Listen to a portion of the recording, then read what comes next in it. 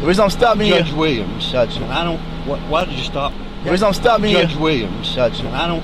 Why did you stop? This is Susan Bassi, and as we're all growing accustomed to watching how police officers behave on video, we rarely have an opportunity to see how judges behave when the cameras are turned on them. This video was obtained through a public records request from one of my favorite civil rights attorneys, and I'm going to put a link to his channel down below. But this video is about what happens to judges when the district attorneys, the attorney generals, and the state watchdog agencies fail to do their job. The reason I'm stopping Judge you, Williams. Gotcha. And I don't. Why did you stop me? You had your cell phone in your hand. I had my phone like this. Yeah. I just lost it. I was just looking for it. Pulled it up like this. Was not on it. I just looked in the car. Go up and look. Okay, why are you screaming at me? Sir, I you have your license, wasn't registration, doing proof of anything. insurance? You have your license, registration, proof of insurance? I wasn't doing anything wrong. You have your license, registration, I'm proof of not going to insurance? give you my license registration. You was doing something wrong. You cannot have a handheld. I had my phone just like this. I was not on my phone. In what state of West Virginia you cannot have a handheld cell phone?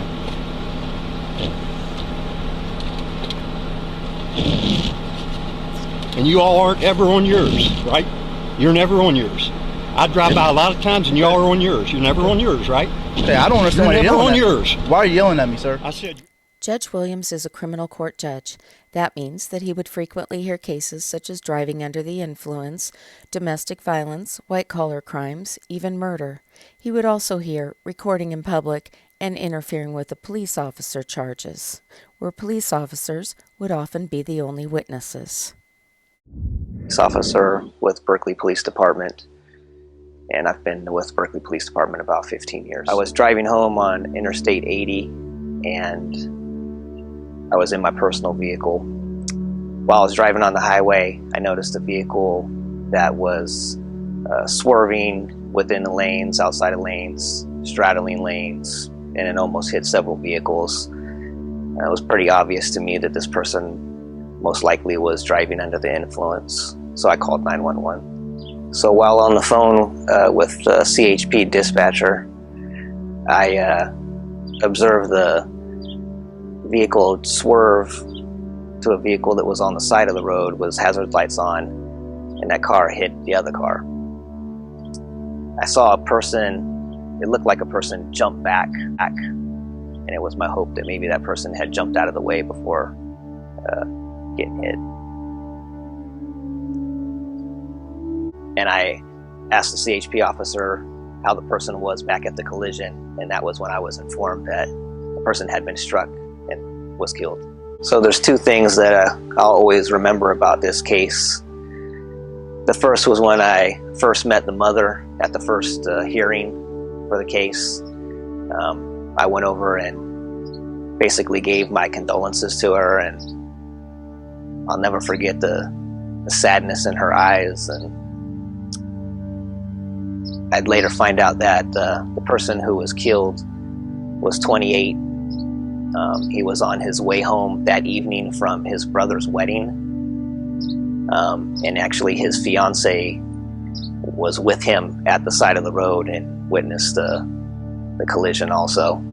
So another thing I'll never forget is when I was giving testimony at the trial, I remember looking out into the courtroom and it was filled, and there were on one side the suspect's family, and on the other side was the victim's family. And I couldn't help but think, look at how one person's irresponsible decisions have affected so many lives.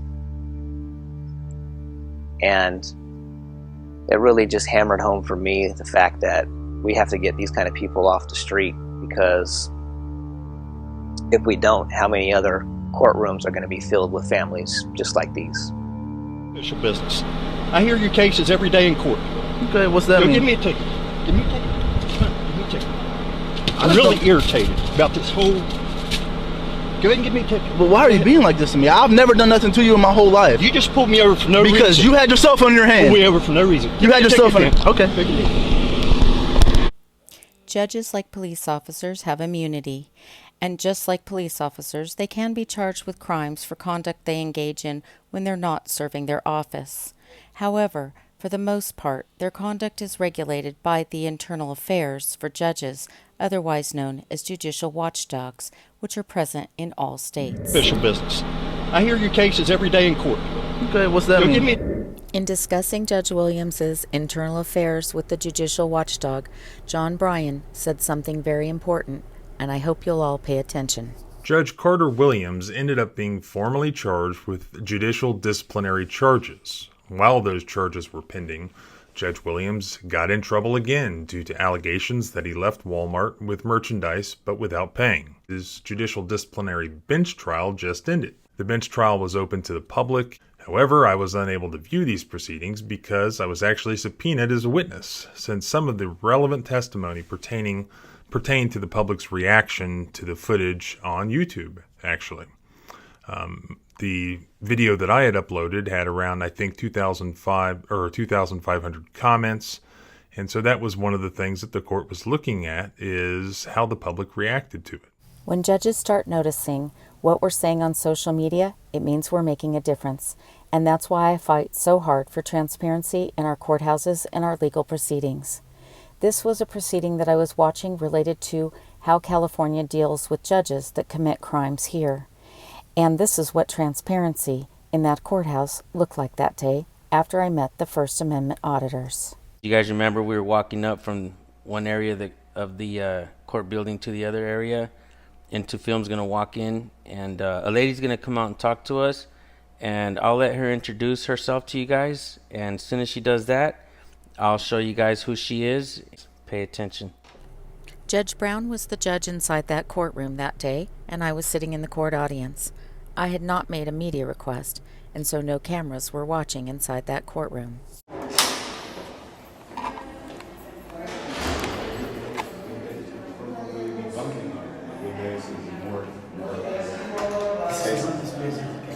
Just like one case a day type. You don't tell the judge, dog, see you go up there and you cool with that, right? You really don't got alright, but you really don't got a choice though. If we out here, we get jurisdiction is there. Tell him don't cross the line, we won't have a problem. That young journalist reminded the police officer that the judge has jurisdiction to control recording in the courtroom, but the public and the media have a right to control recording outside the courtroom in public. No snitching, man, no snitching. How you doing, man? I'm We're on good. video, just to let you know. You are? That's awesome. Do you know I'm being criminally prosecuted for taking a picture in a courthouse? So Really? Can I get your card? Really? And Yes. I would like to Follow us on in YouTube. Santa Clara, not here. But inside the actual courtroom, or is just in the lobby area? I was in the court file room protecting a dad looking at his file, and I was filming police misconduct, and I'm being prosecuted. Wow. So did you just get the judge's permission to do this? No. We are activists, and this is what we do. We record in public. We fight for the First Amendment. My name is Susan Bassi. Susan Bassi is a publisher and government watchdog. Shortly after she gave whistleblower testimony to the Santa Clara County Board of Supervisors, she was subject to police excessive force and arrest. This is her 3-minute testimony on November 14th, 2017. I just want to give a little background. I've been a Santa Clara County resident since 1990. I'm a First Amendment advocate. And I've worked with many of you. Cindy, you came to a Seroptimus meeting and asked us in advance of the Super Bowl coming to town to help with some of the sex trafficking issues. I've worked on that. I've worked on many committees for our youth and to protect our community for many years. Lawyers who are out of control, who are engaging in antitrust activity and RICO-like activity. And 2 weeks ago, I promised that we will be doing a pre-publishing report in advance of our paper, and that will be submitted to all of the supervisors. I will also submit it to the Santa Clara Grand Jury, the Attorney General, the Commission on Judicial Performance, and the State Bar, because nobody's hands are clean. There is a culture in this community that can no longer be tolerated. And when my report comes out, you will all be very embarrassed about what's been going on in Santa Clara County courts, as you have been the leaders in this community. You won't be able to say that you didn't know. These people have been calling you, they have been crying in your offices, they have been talking about their property being stripped, their children being taken from them, and things that you wouldn't believe happen in America. Can I take all of your pictures? Yes. Sure. This is the picture that I took in that Sacramento courthouse that day, and the lawsuit that Judge Brown denied is continuing its way up to the California Supreme Court, and we are all doing something to change the culture by continuing to cover it, because the public has a right to know if judges are committing crimes or engaging in misconduct while they're sitting on the bench. I might have more charges in Sacramento. No, you won't. No, you won't. This is what we do. Can I give you my email? Yes. Or will you Go guys ahead and tell it to our contact channels. me? Tell it to our Okay, channels. it's gilroybassi@gmail. You guys are awesome. Awesome work, thank you. We have Nice to meet you. we have YouTube channels, and what we do is we go out and we fight for the First Amendment because rights are being violated every day. I have a channel with 100,000 subscribers. He has What is the 40. name of your 40 channel? My channel is San Joaquin Valley Transparency. Just type in I've San seen you Joaquin. guys. Yes, that's what. I'm never sorry for the photographs that I take in public. I'm only sorry for the ones that I don't take. And I'm grateful to all of these young men for photographing what they did there that day. What's up? That's awesome. That's awesome. Tulare County Cop Watch right there. That's Into Film. This guy just flew in from New Jersey yesterday. Here, I need you guys all back together. Come here, Into Film. Get over here, bro. Get over here. So I'm standing outside the courtroom. Get over here, girl. in Sacramento. You're with us today. Get over here. I'm standing outside the courtroom outside of Sacramento where they are fighting for transparency over judge crime. And this is a group fighting for that. May I see the back of your shirts, please? I don't have one. That's all I got right here. We'll tell you our channels real Tell me quick. your channel. That's Wolfie Gladly. Tell your channel, bro. Wolfie Gladly, Accountability Inspector, on YouTube. San Joaquin Valley Transparency.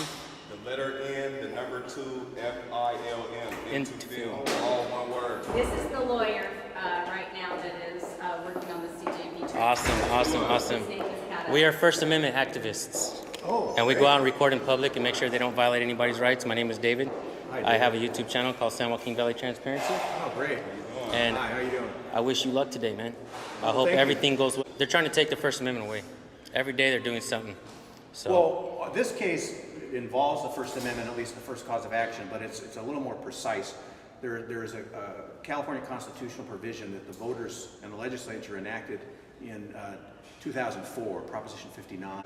Anyway, it says the public has a right of access to information about how public agencies conduct themselves and whether they're doing their job or not. right.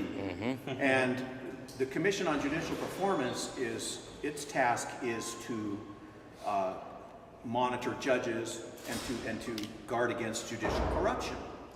And one of the things that it does under its rule and policy is it gets information about judges that possibly have committed crimes, and the Commission claims it has the right to not refer that information to the prosecutor.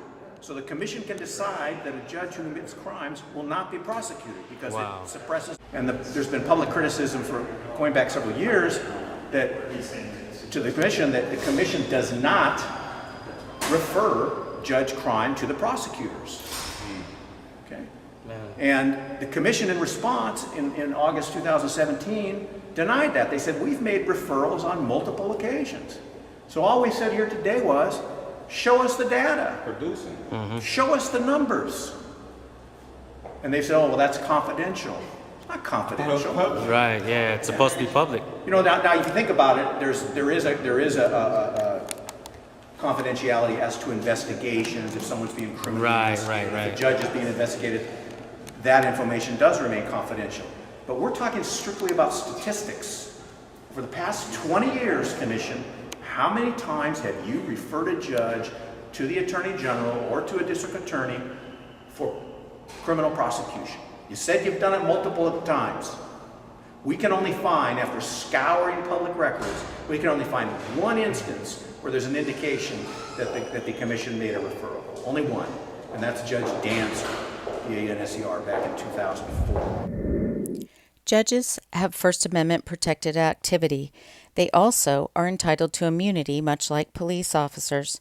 Therefore, they can't be removed from the bench unless they're prosecuted for a crime or disciplined by the judicial watchdogs. And California's judicial watchdogs would like us to believe that Judge Dancer is the only judge who was involved in case fixing with the Los Gatos police for the benefit of the San Jose Sharks.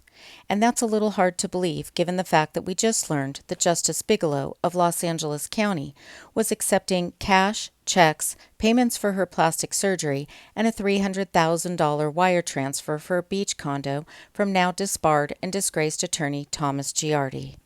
And none of those gifts appeared anywhere on Justice Bigelow's financial disclosure forms. Okay, I'm in Sacramento with Pat Evans outside the Sacramento courthouse where he has sued the CJP in a taxpayer lawsuit. And I'm with San Joaquin Valley Transparency, Multi-Levy Accountability Inspector, and to film. Tulare County Cop Watch, 182, And Lil Baby. Thanks, guys. The lawsuit that we were there to watch that day in 2019 is headed to the California Supreme Court because Judge Brown decided that taxpayers didn't have a right to know if judges were committing crimes. And then he went to work for JAMS, where he is a special master, a referee, and a private judge. So all of this digital stuff, banner ads are going to save the industry. There's going to be this crossover where digital replaces all the print revenue? No. Right? 7%. After we left Sacramento that day, we headed to San Francisco, where I attended a meeting for online news associations, and the former editor of the San Jose Mercury News was talking a lot about how they were making money these days in the newspaper business and how they weren't. What he wasn't talking about was how they were covering judges in the courts and reporting information properly to the public. And that's what we're going to talk about here next. Official business. I hear your cases every day in court. Okay, what's that mean?